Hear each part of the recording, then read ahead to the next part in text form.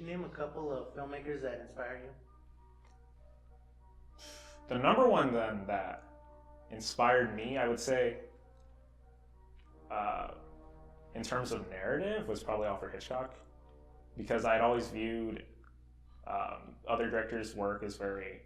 It was nice. I mean, I liked Tarantino stuff and I like other stuff, but him, it always felt he knew exactly what he was doing at every single moment. You never caught him where he said, "I don't know what I'm doing," or he was good at faking it. He knew exactly what he wanted. He knew what he was going to follow. Am I doing this? He always knew where to put the camera, how to move the camera, the blocking of the scene, the frame, suspense, the grandmaster suspense, and that comes from his background in silent films.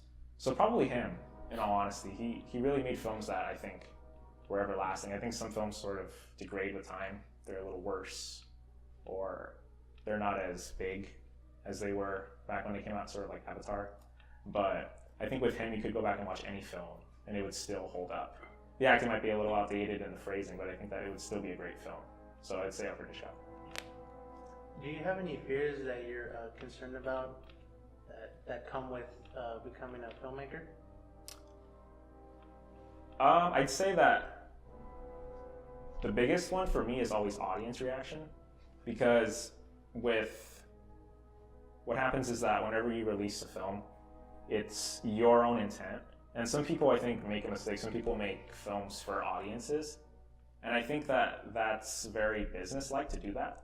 I think that you should make something you like and then have people sort of tailor to it and like it and sort of congregate to it. But it would have to be audience reception, because I think some directors just immediately hit it big. Like Tarantino, Reservoir Dogs, he just hits it big. And some of them take a while. Like that, what's his name? Alejandro Iñárritu, the guy who directed The Revenant, Birdman. He really had a complicated past in like the late 90s. None of his films were really that well received. So I think just knowing I'm gonna have to make a lot of films and release them, and perhaps even wait a while just to have them sort of become what I want them to become, and just money aspects of it.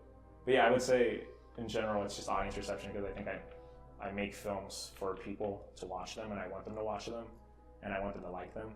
And it wouldn't kill me if they didn't like them, but I would at least want people to feel something watching them and not think, oh, that director didn't really care, he was just collecting a paycheck.